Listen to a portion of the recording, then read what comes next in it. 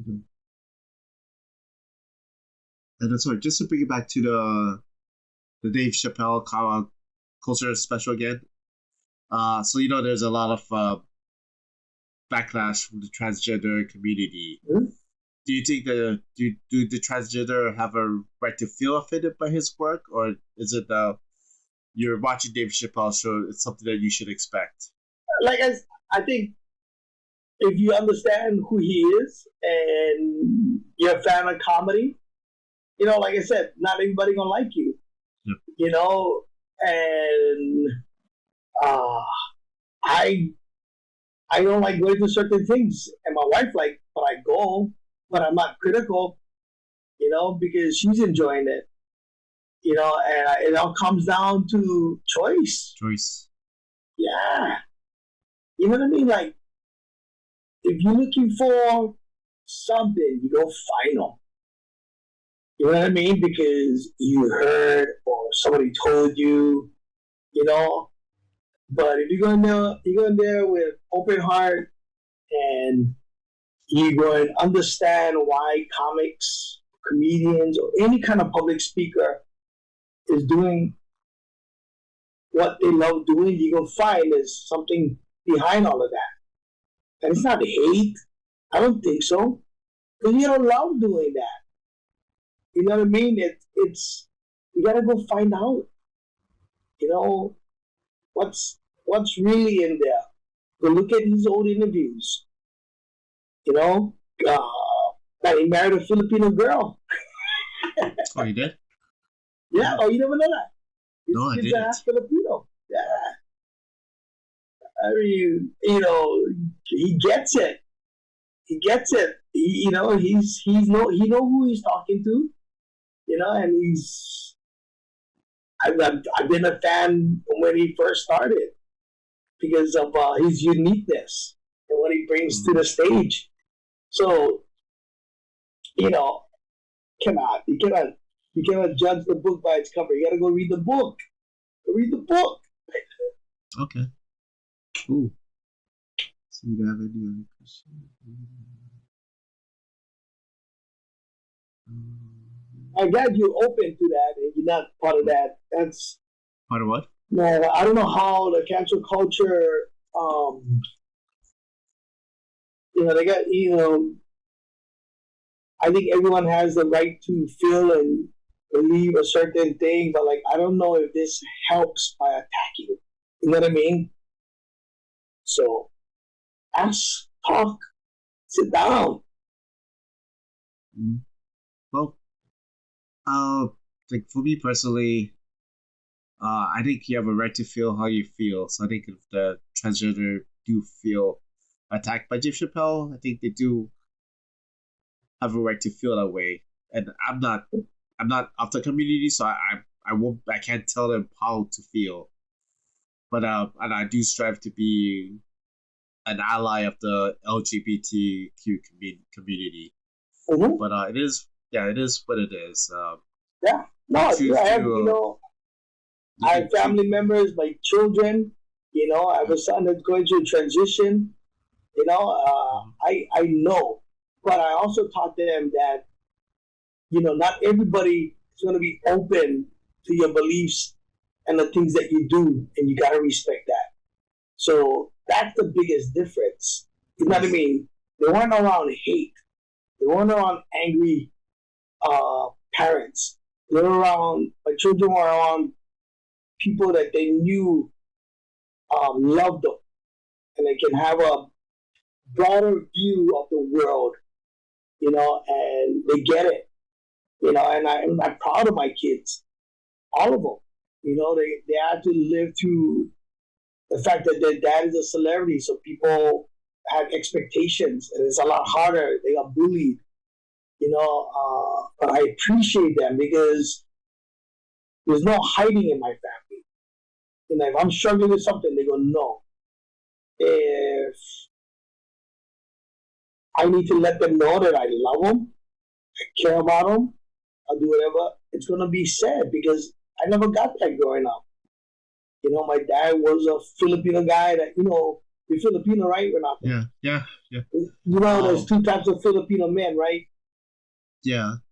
I remember I bought a Michael Jackson CD, and my dad was teasing me about it because it was Michael Jackson. Like, are you gay? I was like, no, I just like his music. Yeah.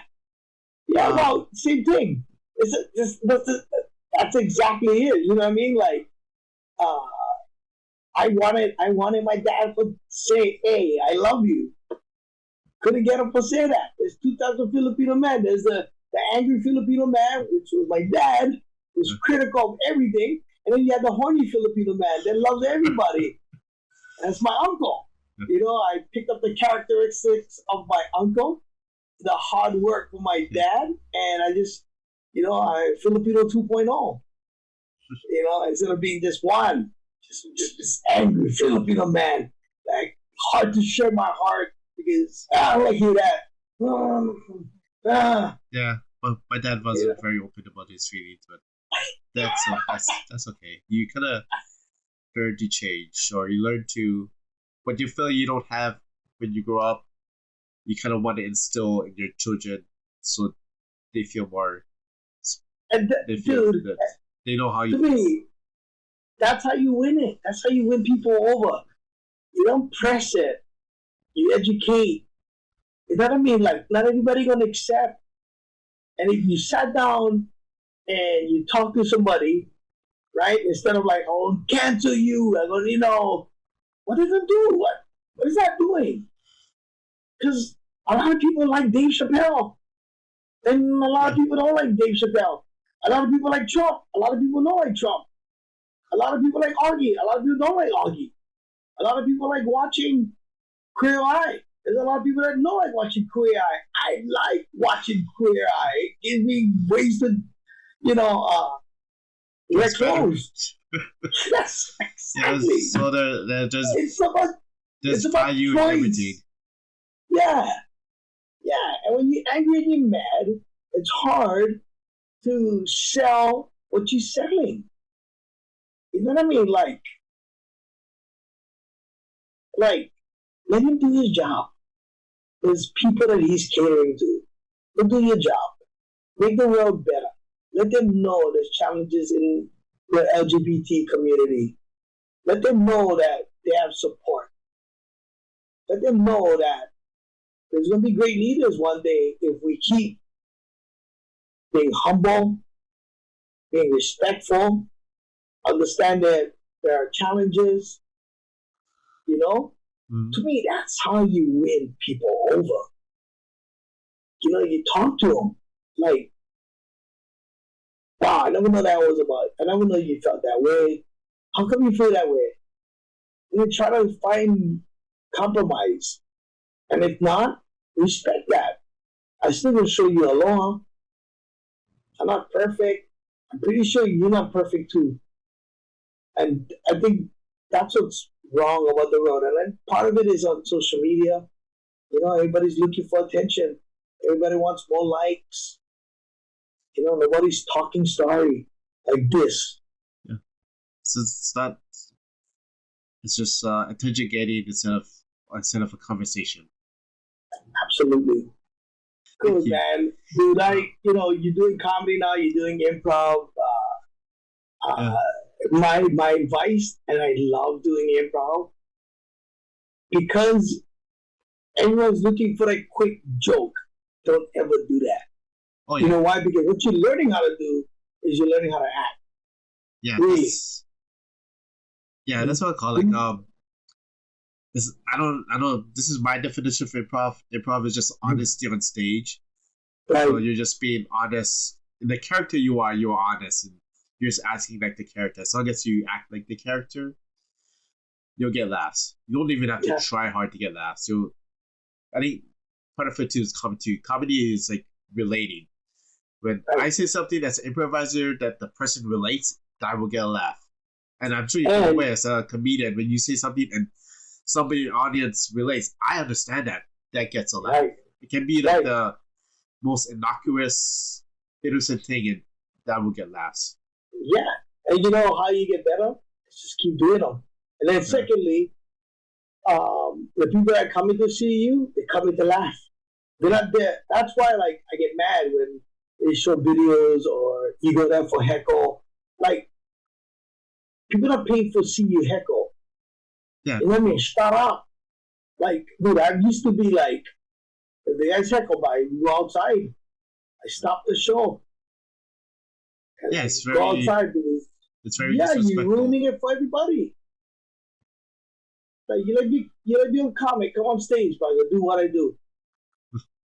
You know what I mean? So, yeah, man, you'll learn timing. You'll learn punchlines from doing improv.